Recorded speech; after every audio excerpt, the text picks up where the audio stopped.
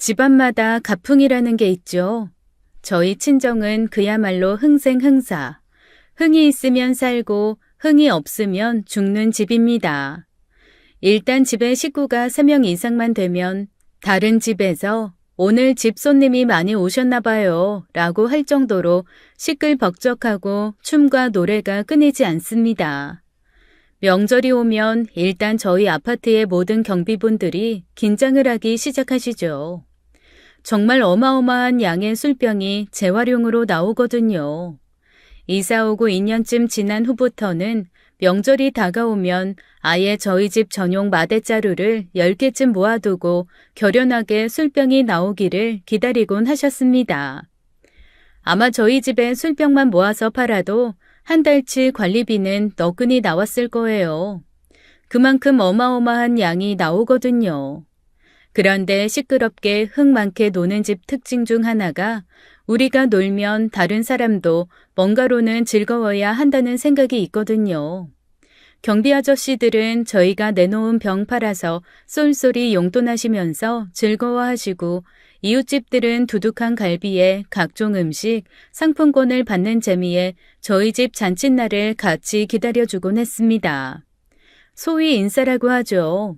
저희 엄마 아빠가 정말 인싸 중에 인싸시거든요. 하루는 제가 학교에서 돌아왔는데 모르는 아줌마 아저씨들이 한 2~3명 정도 엄마 아빠랑 10년지기 친구처럼 앉아서 식사를 하고 계신 거예요.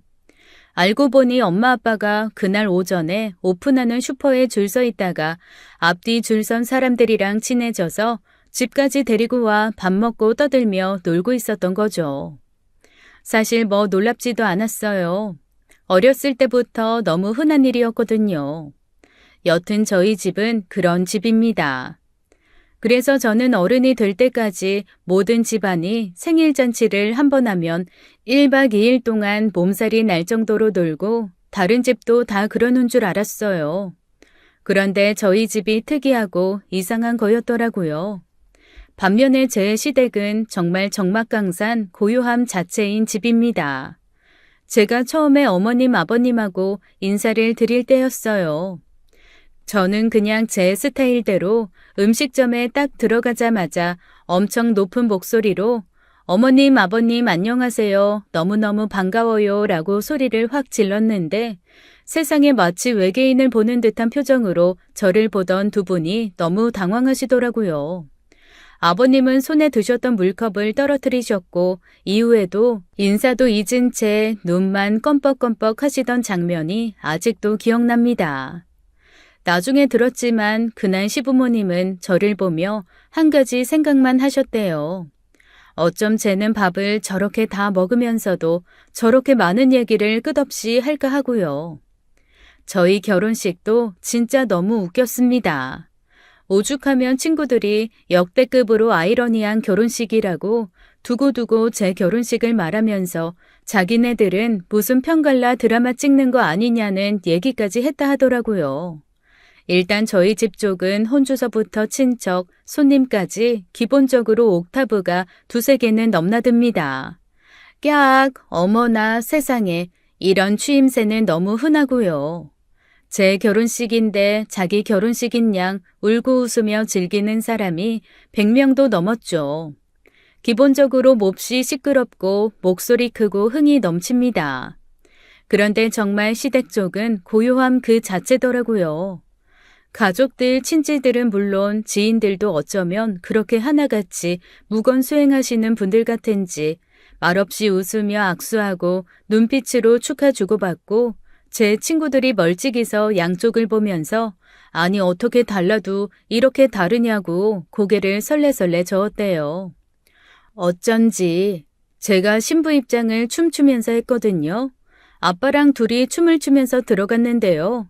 딱 오른쪽에 있는 하객들은 들고 일어나서 휘파람 불고 사진 찍고 박수치고 폭죽 터트리는데 왼쪽 하객들은 얼음처럼 앉아서 외계인 보듯 절 보고 있더라고요. 입장하면서도 그걸 보고 좀 어이없긴 했습니다. 사실 일반적이지는 않아도 그렇게 많이 특이한 건 아니라고 생각했는데 일단 시집가서 그 집 식구들과 시간을 보내면 보낼수록 시댁에서 저를 이렇게 외계인 보듯 보는 이유를 알 수 있었어요. 오형제 중에 제가 막내 며느리거든요. 그런데 위에 네 형님도 다 조용하신 분들인 거 있죠?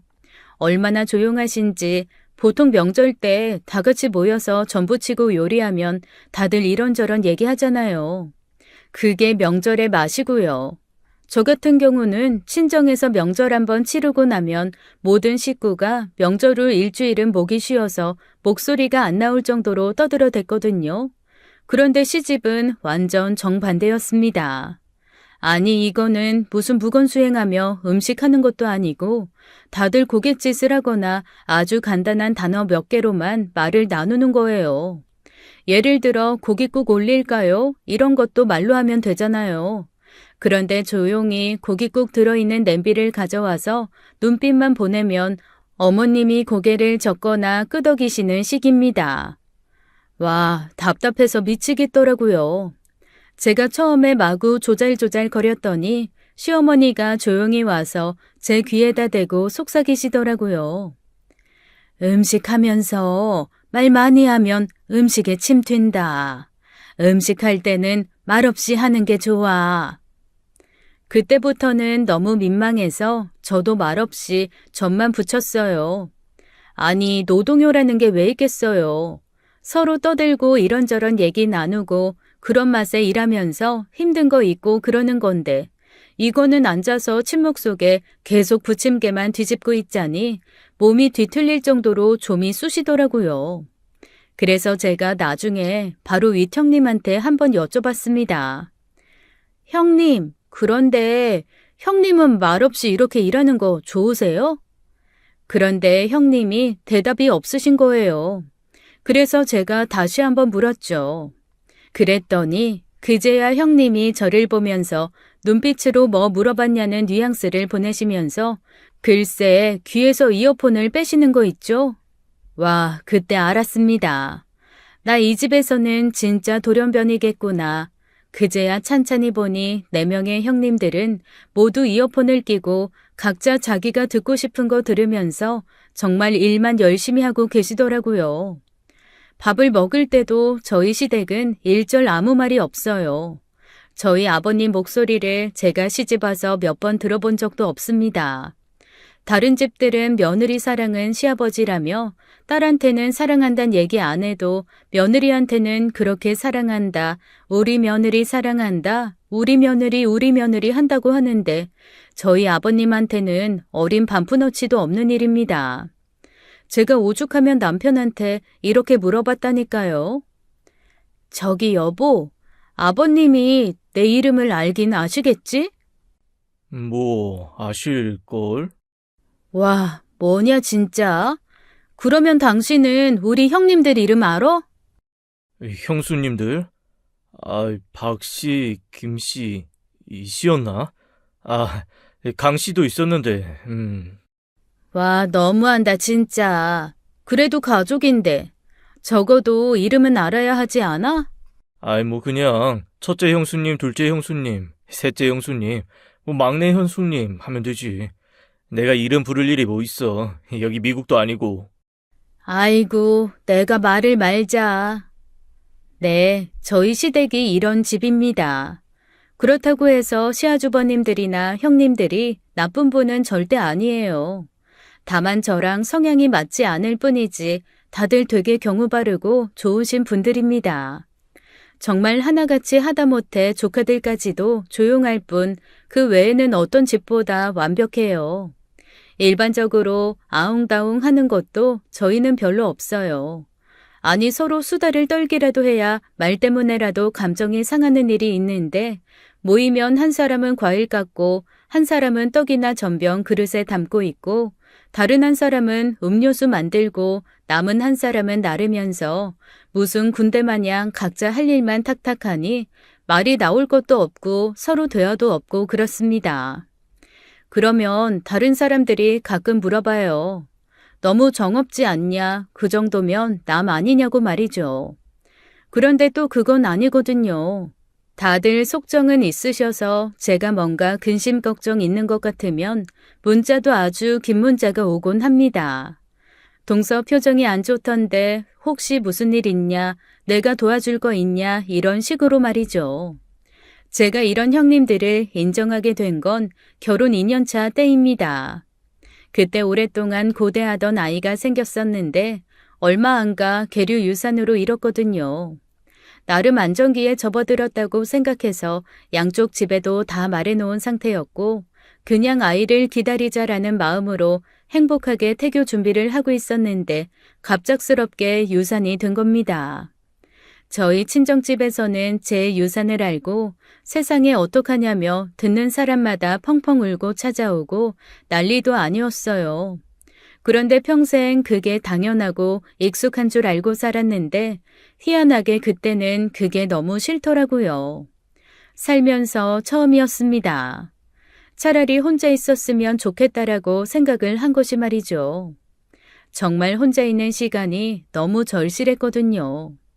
그런데 저희 친정이 그런 스타일이 아니다 보니까 제가 혼자 추스릴 시간을 주지 않더라고요. 혼자 있으면 더 우울할 거라고 생각하는 집이니까요.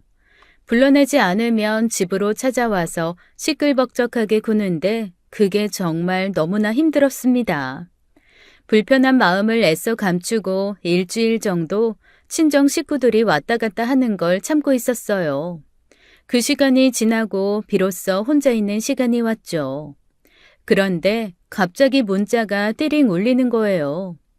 봤더니 제일 큰 형님이었습니다. 아주 긴 문자가 와 있더라고요. 그런데 친정 식구들이 와서 아무리 위로를 하고 앞에서 펑펑 울어도 정작 저는 눈물이 안 났었거든요. 헌데 큰형님 문자를 보고는 제가 그만 눈물샘이 폭발해버리고 말았습니다. 별다른 위로도 없었어요. 그냥 제가 너무 귀하고 좋은 사람이라는 거, 귀하고 좋은 사람이기 때문에 앞으로 더 좋은 일이 있을 거라는 그냥 그런 류의 문제였습니다. 그런데 한자 한자 얼마나 정성껏 눌러서 쓰신 게 티가 나는지 그제서야 알았어요. 우리 집 스타일처럼 말로 시끄럽게 위로하는 것도 위로지만 이렇게 뒤에서 은근하게 아궁이 불처럼 데워주는 위로가 더 필요한 때도 있구나라는 걸 말이죠. 그러면서 문자 말미에 형님이 이렇게 남겨놓으셨더라고요.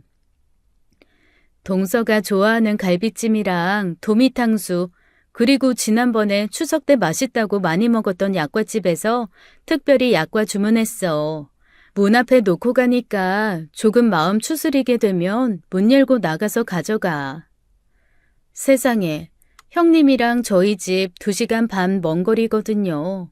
먼 거리를 이 음식을 바리바리 해서 갖다 놓으시면서 혹시 부담 줄까봐 제 얼굴도 안 보고 그냥 가신 겁니다. 아마 예전에 저라면 아니 뭐 이런 사람이 다 있지. 그래도 가족으로 산 세월이 몇 년인데 어떻게 얼굴 한번 안 보고 갈 수 있냐며 이해가 안 되네라고 생각했겠지만 그때는 그냥 먹거리를 가져와서 두고 간 형님이 너무 고마운 겁니다. 왜 그럴 때 있잖아요.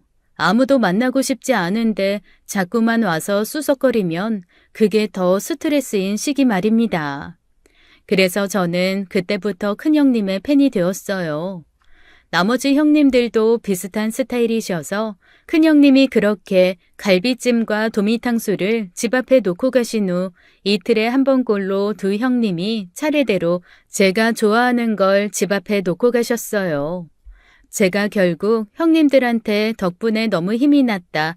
이제 기운 차릴 수 있으니 형님들 더 이상 고생 안 하셔도 된다라는 문자를 보낸 후에야 그분들의 몰래 음식 갖다 놓기는 끝이 났습니다. 그렇다고 시부모님이 무심하게 계셨다는 건 아니에요. 저는 나중에 남편한테 듣긴 했지만 제 소식을 듣고 시부모님이 처음에는 그러냐 또 언젠가는 생기겠지 라고 무덤덤하게 말씀하셨다고 하더라고요. 그런데 나중에 알고 보니 이틀을 두 분이서 몰래 우셨다고 했는데 그게 손주가 없어져서 운 게 아니라 제 몸 상할까봐 그게 걱정돼서 우셨다며 남편 통해서 제 보약을 한 채 지어보내신 겁니다. 그래서 제가 그때는 전화를 드렸어요. 어머님, 아버님, 잘 먹을게요. 그런데 이런 보약은 저랑 같이 가서 지으시지 왜 힘들게 혼자 가셨어요? 그랬더니 어머님이 그러시더라고요. 아버님이 괜히 보약 지어 먹이면 얼른 다시 아이 가지라고 부담 주는 것 같으니 그냥 건강 챙기라는 말이랑 같이 보약이나 보내라고 하셨다고요. 그러니까 잘 챙겨 먹고 일단 네 몸부터 챙겨라. 그날 어머님이 해주신 말이 제가 결혼하고 들었던 가장 긴 어머님의 말이었어요. 어쨌건 이런 집안이니 어쩌겠어요. 속정이 깊은 집이라는 것을 인정하고 제 스타일과 다르지만 그래도 적응을 해야죠. 한 번은 제가 남편한테 물어본 적이 있어요. 아니, 저런 집안에서 자라고 형이랑 형님들도 다 조용한 사람들인데 왜 저랑 결혼했냐고요. 정말 너무 궁금했거든요. 그랬더니 남편이 피식 웃으면서 그러더라고요. 저는 기억이 안 나는데 남편이 저를 본 게 대학교 축제 때였대요. 저랑 남편이 학교가 다른데 저희 학교 축제가 워낙 좀 유명합니다. 행사도 많고 먹거리도 풍부하고 초대 가수들도 대형 가수들이 많아서 동네 사람들은 물론이고 다른 학교에서도 종종 구경을 오곤 했거든요. 남편도 친구들 등살에 어쩌다 오게 됐던 거죠. 남의 학교 축제를 구경 가는 것도 처음이고 자기는 너무 시끄러워서 얼른 집에 가고 싶다라고 생각만 하고 있었는데 갑자기 저쪽에서 더 시끄러운 소리가 들리더랍니다. 자기도 모르게 고개를 돌렸는데 글쎄 테이블 위에서 제가 오징어를 양손에 들고 훌라춤을 추고 있었대요. 와, 저 여자 엄청 취했네라며 봤는데 놀랍게도 전혀 취하지 않았더래요. 남편은 그때 문화적 쇼크를 받았다고 하더라고요. 아니, 맨정신에 저렇게 놀 수 있단 말이야? 대체 저 여자는 뭐지? 그런 호기심으로 저를 보다가 저희 학교 선배한테 연을 대서 소개해달라고 했다더라고요. 와, 저는 그것도 모르고 선배가 저한테 축제 때 저한테 반한 엄청 괜찮은 다른 학교 남학생이 있는데 한번 만나보자 해서 무지 설레면서 소개팅에 나갔었거든요. 사실 학교 내에서 남자친구 하나 만들고 싶었는데 제 오징어 춤과 그 외 다양한 사건들이 몇 번 반복되다 보니 아무도 저를 여자로 봐주지 않더라고요. 그래서 옳다구나 이번 연애 때는 최대한 내 모습을 숨겨보자 하고 연애하는 동안 내내 본능을 억제하느라 몹시 애썼는데 제 본연의 모습을 처음부터 보고 그게 궁금해서 만났다는 얘기를 듣고 좀 허탈했습니다. 여튼 그렇게 사랑을 하고 결혼했으니 해피엔딩인 걸까요? 아니 대체 어떤 남자가 오징어 들고 테이블 위에 올라가서 훌라춤 추는 여자한테 반할 수가 있대요. 참 내 남편도 특이한 사람이다라는 생각을 하면서 피식 웃고 말았는데 살면서 보니까 저희 어머님 아버님도 저를 약간 그런 대상으로 보시더라고요. 며느리가 아니라 뭔가 개그 프로그램에 나오는 개그맨을 보는 느낌이랄까? 아니면 공연을 보는 느낌으로 저를 보시는 게 확연히 느껴질 때가 있었습니다. 그래서 저는 아예 시댁에 제 노선을 철없고 웃기네로 잡기 시작했어요. 그게 시댁에서 막내 며느리로 살아남는 저의 방법이었거든요. 그렇게 시간이 흘러 어느덧 결혼 10년 차가 됐습니다. 처음 아이를 잃은 후로 다시는 아이가 생기지 않았고 어머님 아버님도 저에게 그렇게 큰 부담을 주지 않으셨어요. 남편과 저는 아이 없이 사는 것도 삶의 또 다른 방법이겠다라는 데 서로 의견을 모았습니다. 이제 각자 건강하기만 하면 걱정할 게 없다는 마음으로 살고 있는데 어느 날 아버님이 갑자기 쓰러지셨어요. 저희 아버님 몹시 건강하신 분이었는데 그렇게 쓰러지시고 나니 하루가 멀다 하고 점점 사그라드는 게 눈에 보이더라고요. 왜 어르신들은 한번 쓰러지실 때마다 한 풀씩 꺾이신다고들 하잖아요. 그렇게 아버님이 쓰러지시고 몇 달 거동도 못하시게 되었습니다. 어머님은 열일 제치고 성실하게 아버님 간병을 도맡아 하셨어요. 며느리들이 돌아가면서 도와드렸지만 어머님이 영 곁을 내주지 않으시더라고요. 험한 꼴 보지 말고 힘들게 와서 애쓰지 말라는 어머님만의 배려였겠죠. 그런데 힘없이 침대에 누워 계시던 아버님이 어느 날 저희 며느리 5을 부르시더라고요. 그리고는 두툼한 봉투를 딱 5개 꺼내놓고 저희한테 이렇게 말씀하셨습니다. 내가 이런 날이 올 줄 몰랐지만 너희한테 제안을 하나 하겠다. 내 전 재산이 여기에 다 나눠서 들어가 있어. 앞으로 나한테 와서 간병 잘해주는 순서대로 여기 재산이 제일 많은 봉투부터 제일 적은 것까지 차례대로 내가 나눠줄 생각이다. 저는 이 얘기를 듣고 깜짝 놀랐습니다. 며느리들끼리 경쟁을 붙이시겠다는 거잖아요.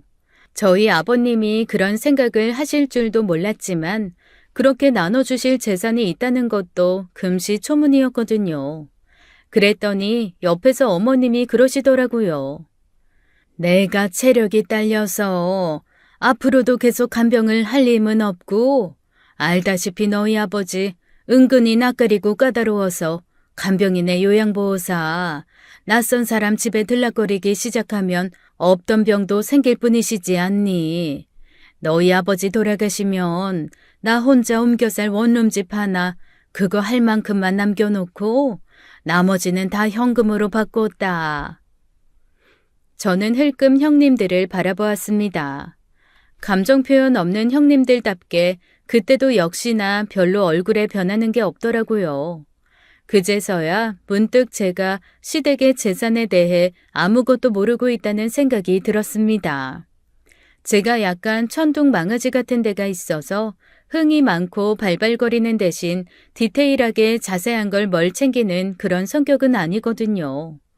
결혼할 때도 아버님이 그냥 집하라고 좀 보태주시고 가끔 저희가 용돈 드리면 그거 모았다가 다시 돌려주시고 그래서 경제적으로 그렇게 많이 어려우신 건 아닌가 보다라고 막연하게만 생각하고 있었지 아버님이 재산이 얼마나 있으신지 대체 살고 계신 이 집 말고 다른 게 뭐가 있는지 그런 거는 한 번도 제가 물어본 적이 없는 거예요.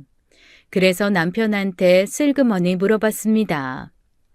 혹시 아버님이 재산이 좀 있으셔?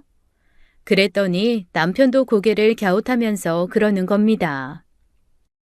글쎄, 엄마 아빠랑 대화가 많이 없어서 재산이 얼만큼 있는지는 모르겠는데.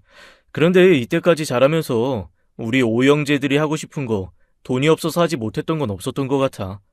그리고 늘 부모님께 도움을 요청하면 어느 정도의 돈을 도와주시곤 그랬어. 왜 우리 집 할 때도 긁어 모아 2천 부족했는데 엄마 아빠가 도와주셨잖아. 순간 인간적인 욕심이 훅 올라오면서 혹하더라고요. 생각보다 많은 유산이 있으신 거라면 간병할 만 하겠다라는 생각이 드는 겁니다. 그런데 저만 그 생각을 한 건 아니었나 봐요. 형님 4분도 아마 비슷한 생각을 하셨던 것 같아요.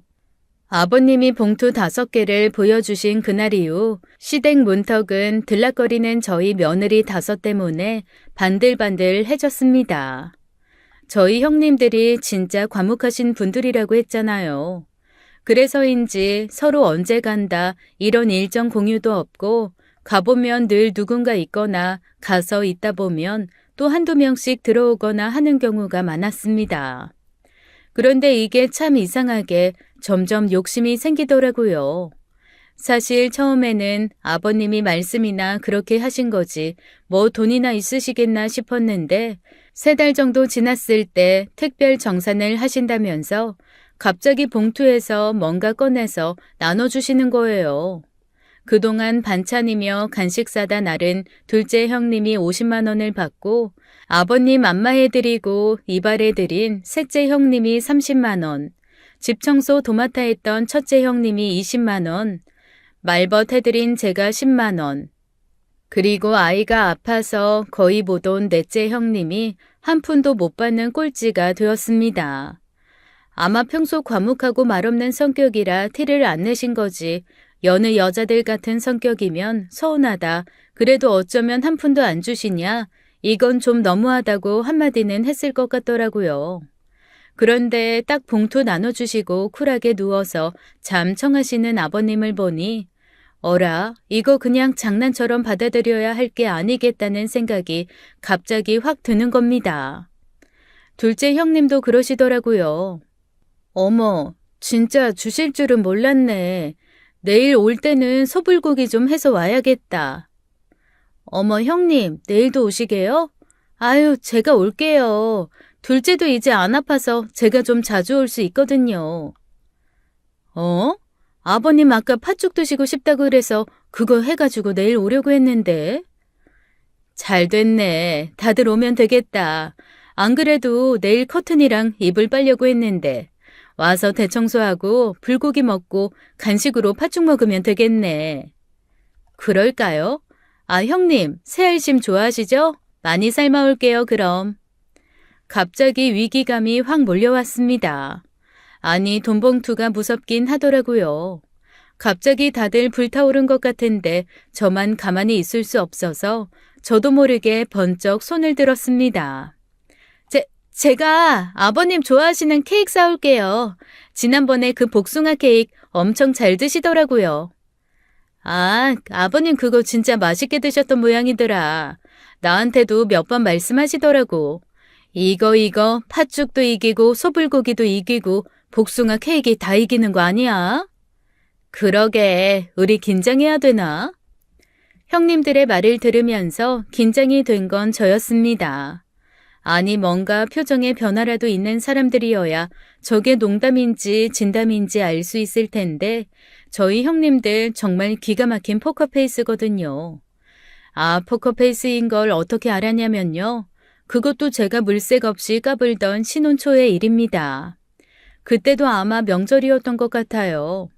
한겨울 옷까지는 아니고 반팔 위에 조금 따뜻한 옷을 입었으니 추석 무렵이 아니었나 싶습니다.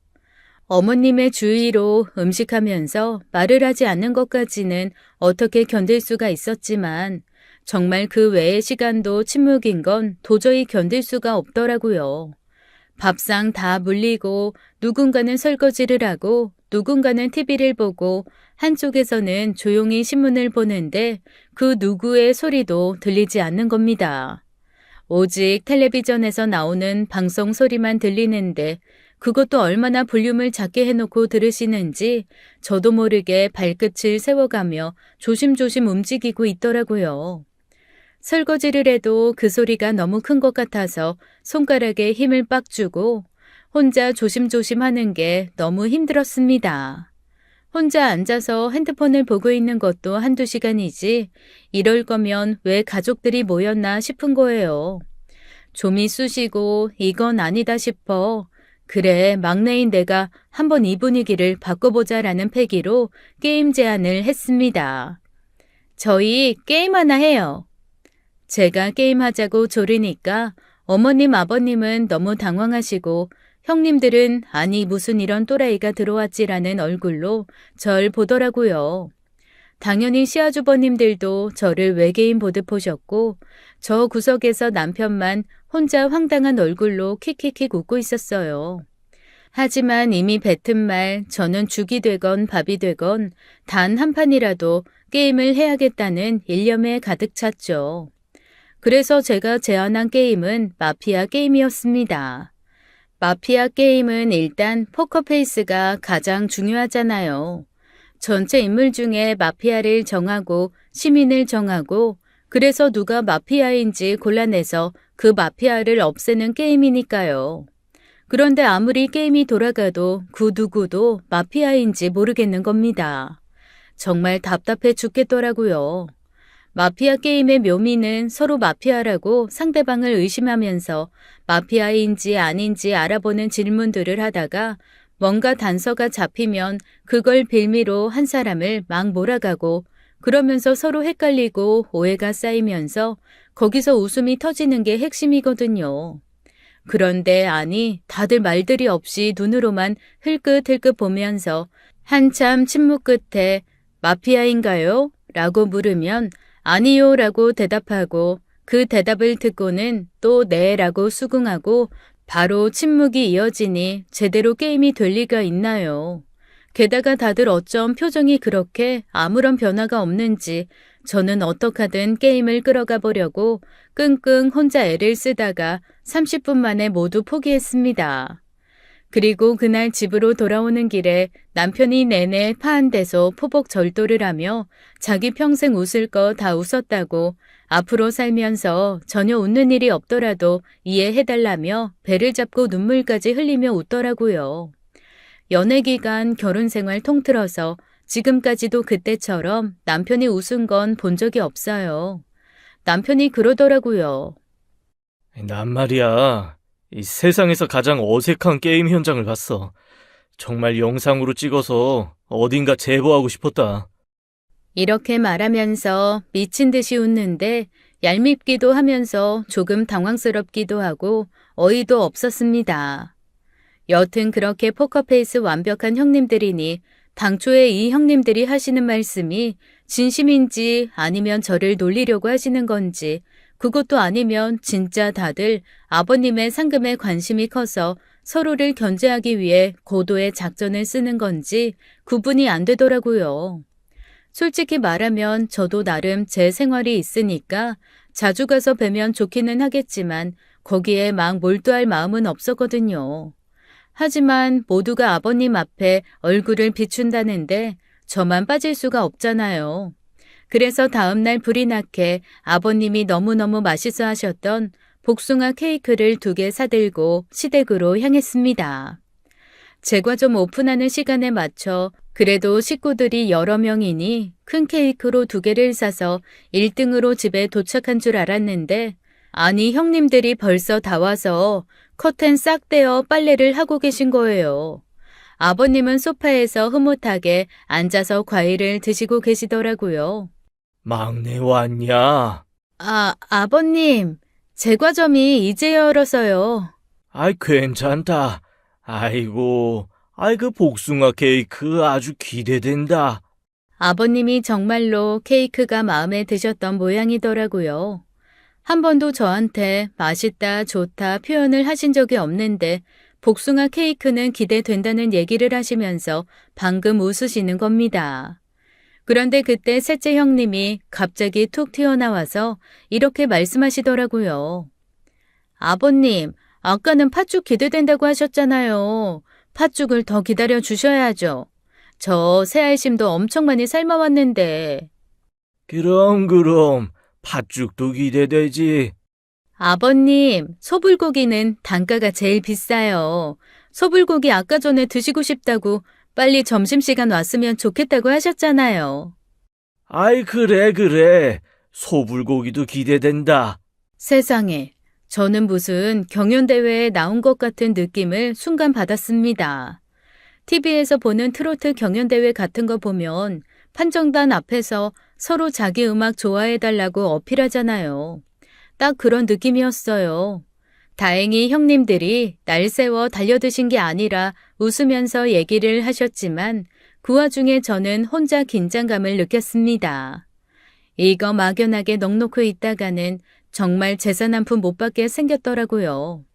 어쨌거나 그날은 얼결에 다 같이 모여 커튼이며 이불 싹 빨아 깨끗하게 정리하고 다 같이 두둑하게 소불고기로 점심 먹고 오후에는 간식으로 팥죽이랑 케이크도 먹으면서 함께 시간을 보냈습니다.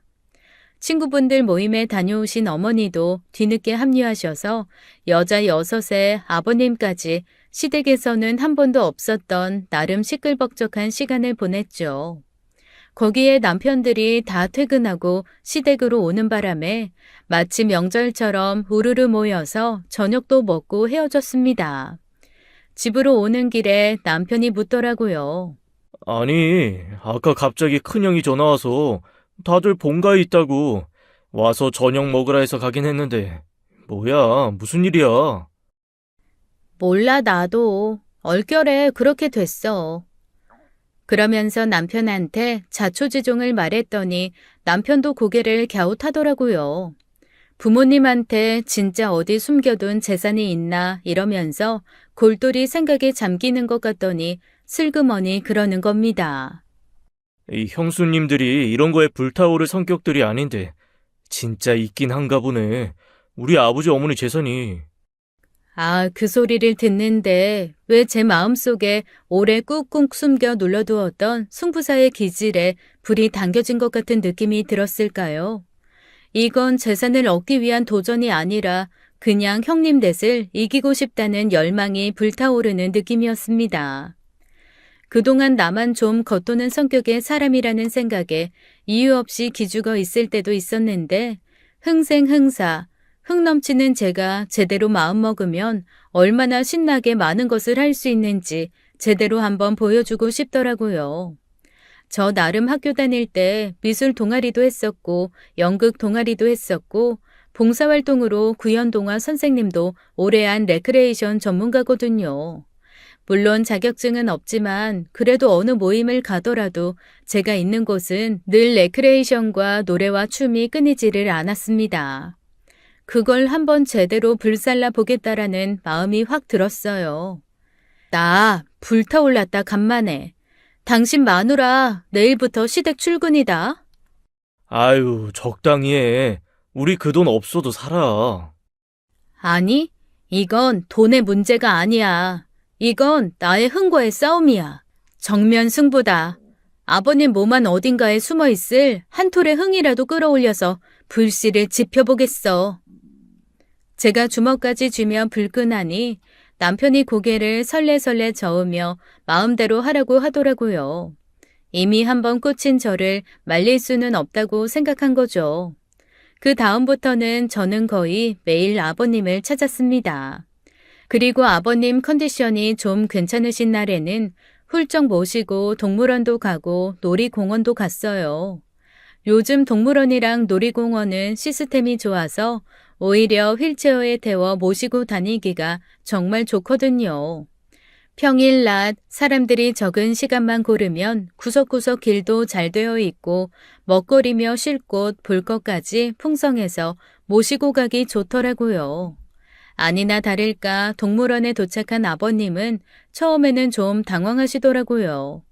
동물원이라는 곳을 와본 지 50년도 더 된 것 같다며 이 나이에 여길 올 거라고는 생각도 못 하셨다는 겁니다. 그러면서 얼마나 아이처럼 좋아하시던지 예전 동물원과 너무 다르다고 아니 어떻게 저렇게 생긴 애들이 다 있냐며 하나하나 보며 신기해 하시고 행복해 하셨어요. 그리고 평생 처음 드셔보신다면서 햄버거를 어찌나 맛있게 드시는지 갑자기 엄청나게 반성이 되고 당황스러운 마음까지 올라왔습니다. 저희야 길 가다 배고프면 휙 사먹는 게 햄버거인데 아버님은 낯선 음식이기도 하고 안에 젊은 사람들이 버글버글하니까 궁금한 적은 있었는데 선뜻 들어가서 드셔보시지를 못했던 거죠. 자식들도 자기들이나 먹을 줄 알았지 부모님이 햄버거를 드시고 싶어 하는지 궁금해 하시는지 물어볼 일이 사실 별로 없잖아요. 그렇게 무심하게 시간이 지나가는 동안 햄버거 한번 못 드셔본 노인으로 늙으신 거죠. 아기처럼 햄버거 속을 열어 하나하나 살펴보시는 아버님을 보는데 주책맞게 왜 그렇게 눈물이 나는지 저도 모르게 슬쩍 돌아앉아 계속 눈물을 닦았습니다. 그리고 속으로 앞으로 진짜 살아계실 날이 얼마나 될지 모르겠지만 할 수 있는 한 많은 경험을 하실 수 있게 해야겠다는 생각을 했어요. 아버님은 햄버거를 하나 뚝딱 드시고 감자튀김도 절반이나 드셨습니다.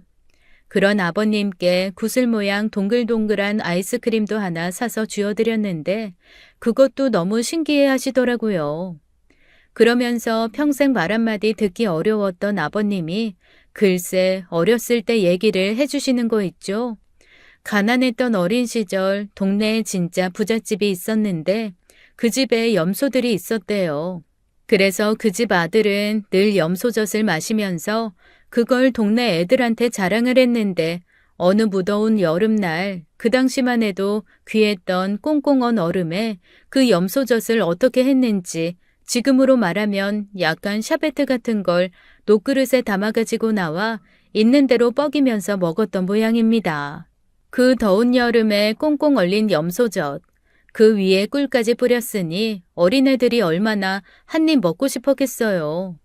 다들 한 입 먹겠다고 그 부잣집 아들이 시키는 걸 노예처럼 다 했나 봐요. 코끼리 코 돌라면 돌고 흙 먹으라면 먹고 그러면서 진짜 쥐똥만큼씩 얻어먹었는데 아버님은 그때도 그렇게 해서까지 먹고 싶지는 않으셨다고 했습니다. 그래서 멀찍이 떨어져서 그냥 보고만 있는데, 아이, 그놈이 글쎄 와서 큰 절을 하면 한 숟갈 주겠다는 거야. 싫다고 했지.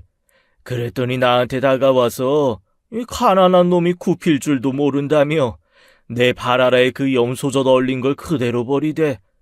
그걸 동네 애들이 달려들어서 흙바닥에 스며든 걸 콕 짜서 또 먹고 내가 부들부들 떨면서 서 있으니 그놈이 부화가 났는지 싹 버리고 난 그릇을 내 얼굴에 탁 털더라고.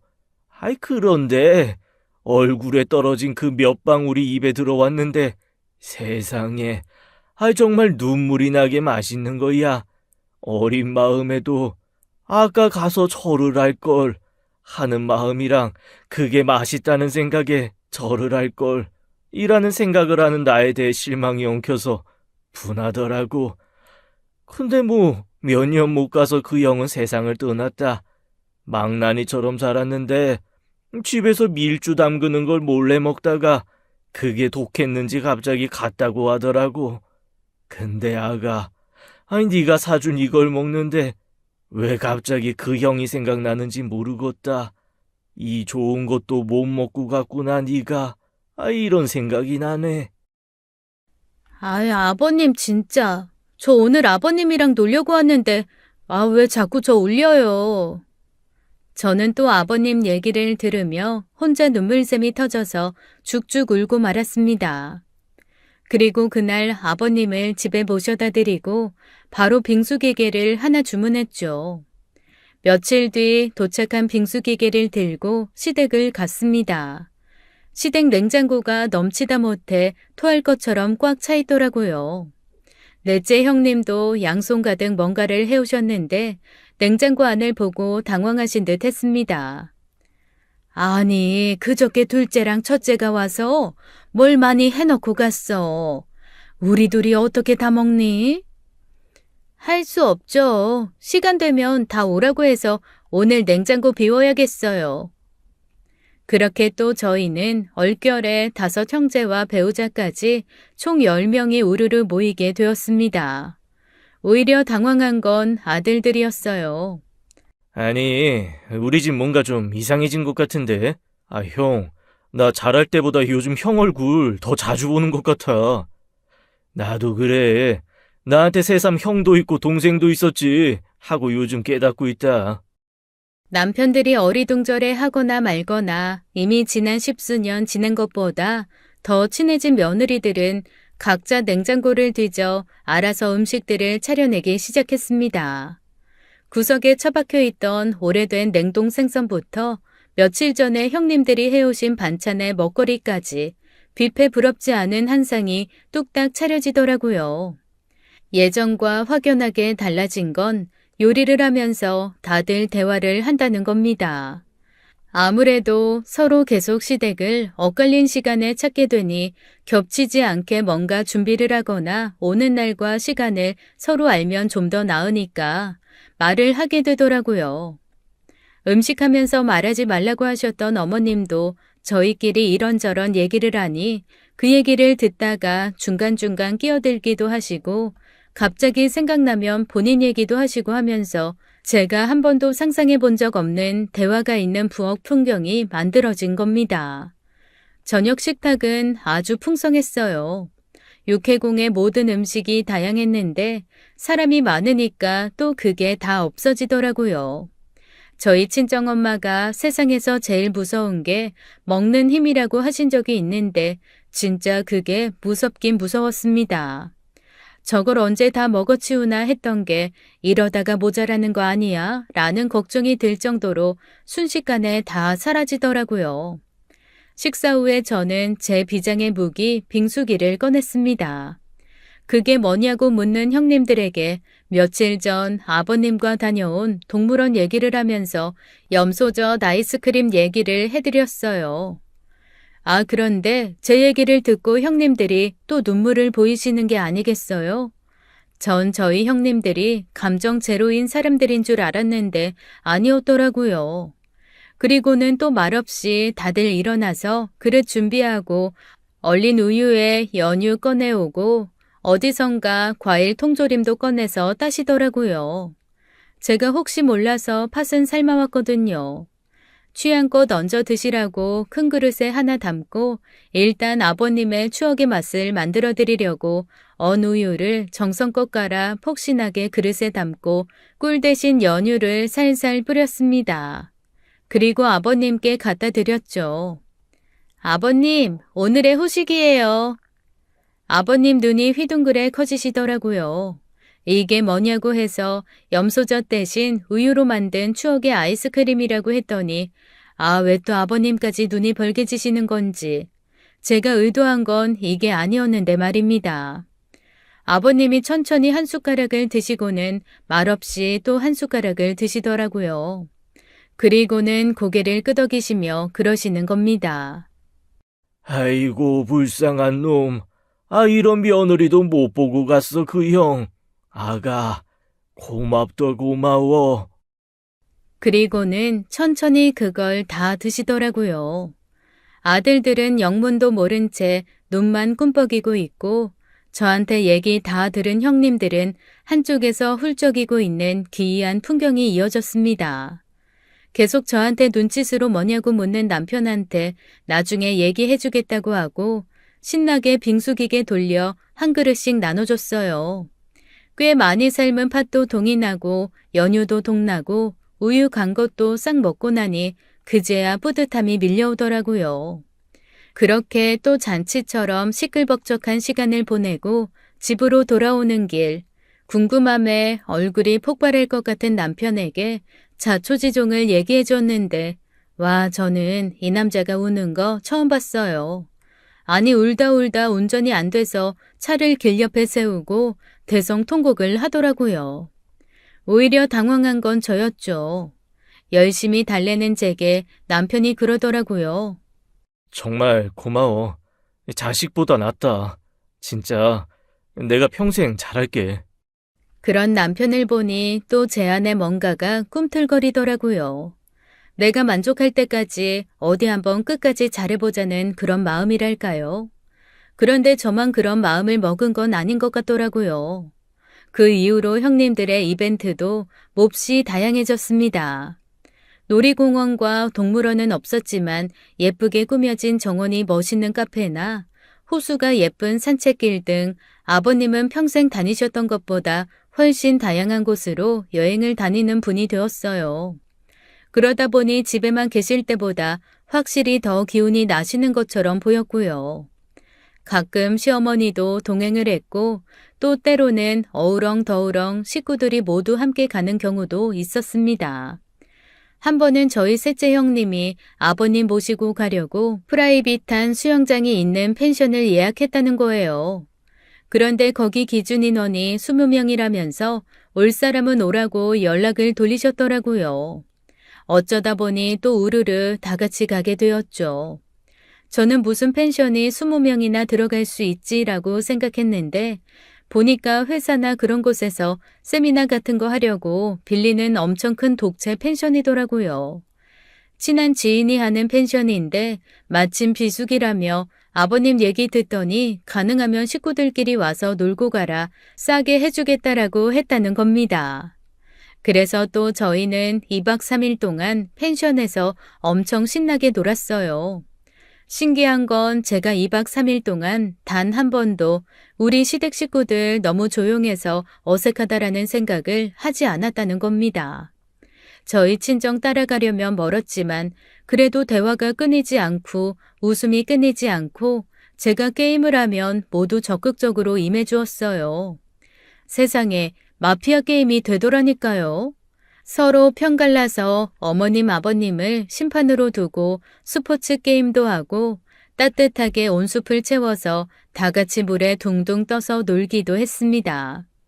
당연히 바베큐도 하고 캠프파이어까진 아니더라도 모닥불 피워놓고 이것저것 구워 먹기도 했어요. 어머님이 그러시더라고요. 맨날 TV에서만 보고 저런 거 하는 사람들은 특별한 사람들일 거라 생각했는데 자식들 덕에 이런 호강을 다 한다고 말이죠. 그 말을 듣는데 갑자기 다들 좀 숙연해졌습니다. 사실 저희는 이래저래 많이 놀러 다녔었잖아요. 그런데 부모님들은 오히려 저희가 모시고 다니는 그 모든 것들이 다 첫 경험인 경우가 많았습니다. 제가 사드린 햄버거가 아버님의 첫 경험이었던 것처럼 온수풀이 채워진 펜션도, 케이블카를 타고 올라가 보는 멋진 산도, 꽃이 가득 피어 있는 공원도, 안개가 내려앉아 촉촉한 숲 산책길도 어머님, 아버님은 모두 처음이시더라고요. 남편이 한번 저한테 그런 적이 있어요. 나는 내 모든 경험을 엄마랑 아빠가 만들어줬다고 생각했는데 왜 엄마 아빠의 나이 들었을 때 경험을 내가 만들어줘야 된다는 생각은 못했을까? 형수님들이랑 당신 덕에 그거를 깨달을 수 있게 돼서 너무 감사해. 정말 정말 고마워. 저도 새삼 아버님이 재산을 걸고 서로 경쟁을 시킨 거긴 하지만 이걸 계기로 스스로가 한 뼘 더 큰 것 같다는 느낌을 계속 받고 있었거든요. 사실 저희 친정엄마 아빠는 자식들보다 훨씬 더 젊게 사시는 분들입니다. 항상 보면 최신 전화기도 제일 먼저 바꿔서 갖고 계시고 뭐가 유행한다 해서 엄마 아빠한테 말해드리면 이미 엄마 아빠는 해보신 경우가 더 많았거든요. 성격이 그러시니 굳이 저희가 챙겨드리지 않아도 알아서들 척척 하시는데 저희 시부모님은 그게 아니셨던 거죠. 둘러보면 저희 엄마 아빠가 특이한 거고 저희 시부모님이 일반적인 부모님의 모습일 텐데 제가 그동안 특이한 친정 덕에 좀 무심했다 싶은 생각도 들었습니다. 아니야, 지금이라도 알았으니까 됐지. 우리 앞으로는 좀 더 잘해드리자. 남편과 그렇게 매일매일 다짐하며 저희는 어느샌가 서로 경쟁하는 걸 잊고 함께 노는 재미에 뒤늦게 맛이 들려 하루가 멀다 하고 모이기 시작했습니다. 형님들도 한번 그러시더라고요. 이제는 누가 얼마를 받는지 그런 거 별 상관도 없어졌어. 그러니까요. 형님, 이쯤 되면 그냥 n분의 1 해야 되는 거 아니에요? 아니, 이거를 계산하는 것도 너무 힘드실 것 같은데. 그래도 이 중에는 누군가 하나 내가 1등이다 생각하는 사람 있을걸? 그럼요, 있겠죠. 저는 또 그럴 때 빼지 않는 성격이거든요. 조용히 손을 들었습니다. 저 아닐까요? 어머, 무슨 소리야. 동서가 이벤트를 좀 자주 하긴 했지만 객단가 비싼 건 내가 제일 많이 했다고. 맞아, 셋째가 많이 했지. 어머, 형님, 저도 많이 했어요.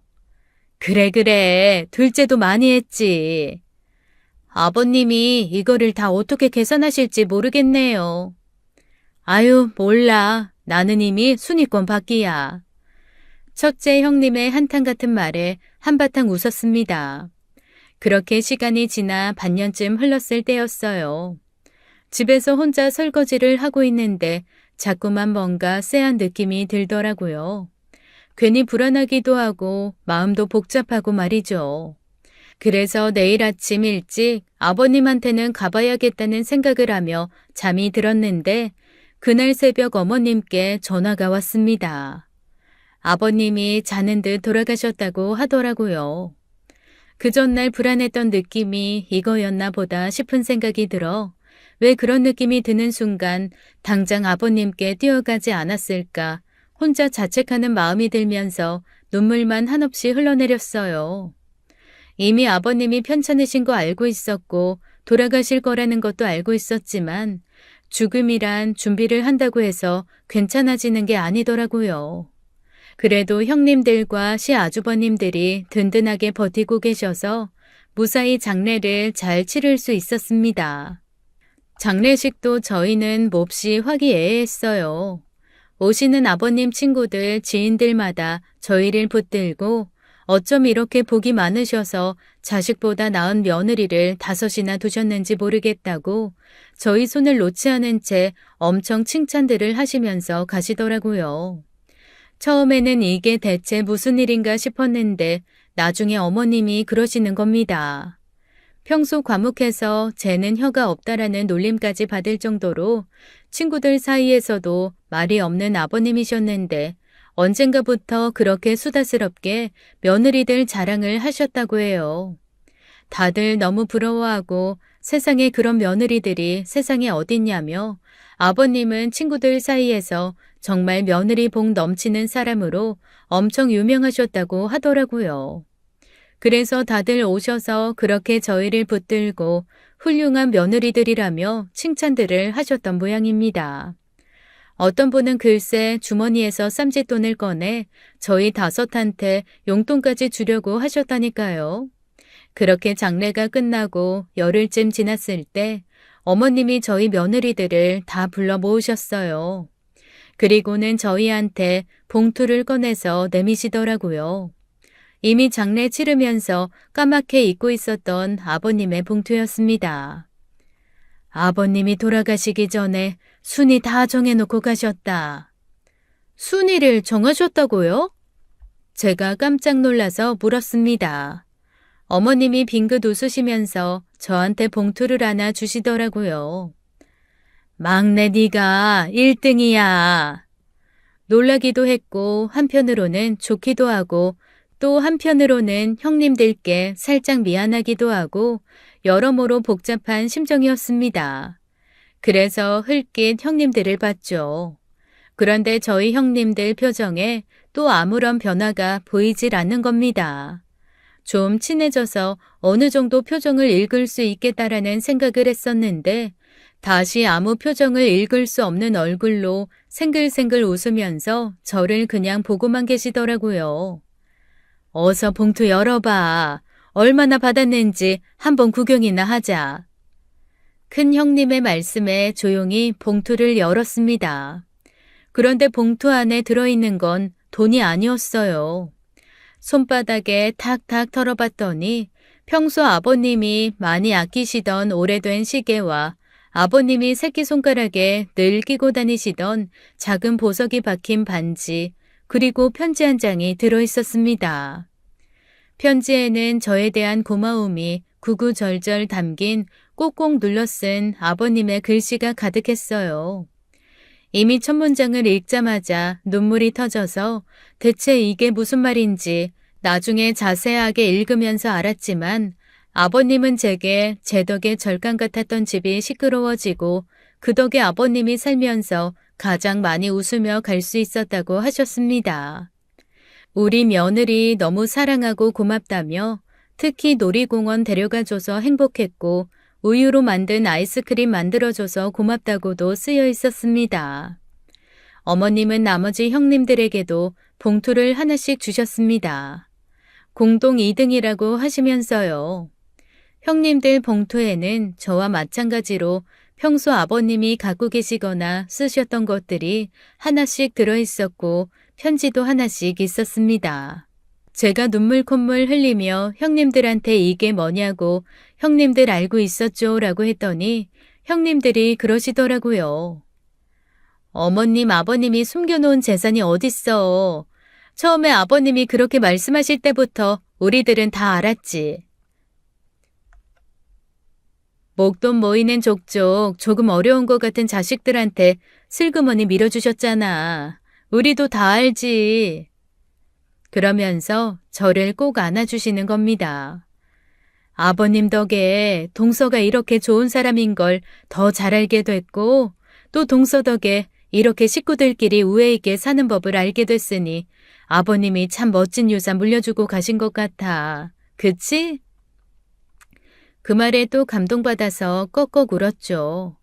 그렇게 아버님이 저희를 경쟁시킨 덕에 저희는 지금도 일주일에 한 번은 모여서 시끌벅적하게 밥을 먹고 분기별로 한 번씩은 다 같이 여행을 가서 더욱더 시끄럽게 노는 가족이 되었습니다. 이제는 저희 친정보다 훨씬 흥 많은 가족이 되었어요. 그럴 때마다 한 번씩 아버님이 몹시 보고 싶습니다. 이 다음에 하늘나라 가서 만나면 저한테 그러시겠죠. 너 없어서 이 하늘나라가 너무 쓸쓸했다고 말입니다. 아버님이 그곳에서도 행복해 하시면서 이 다음에 제가 갔을 때 반갑게 맞아주셨으면 좋겠어요.